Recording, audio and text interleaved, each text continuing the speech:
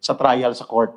Kaya ayaw nyo kaming humarap sa Senado at lumabas sa media, kami mga kasama nyo, because malalantad kayo. And in the court of law, in the judicial requirement, Mr. Senator, required kami doon na mag-produce on the weight of evidence based on the rules of evidence ng korte. Yun ang gusto nila. Itatali ang kamay namin.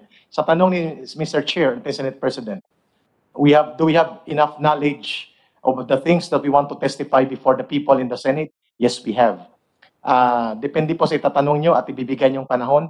Sasagutin ko lang po, Mr. Chair, Senate President, ang tinanong. Kung nangyayari ito before, hanggang ngayon nangyayari ba ito? Nangyayari po yan, Mr. Senate President, matagal na. Although in fairness to the NPA, kapag ikaw ay nahuli ng rape, pinapatay ka namin. That is death sentence. That is automatic death sentence. Pero dahil yung ibang nagko-commit ng rape and abuse sa mga miyembro na NPA na kababaihan, lalo na kabataan, ay mga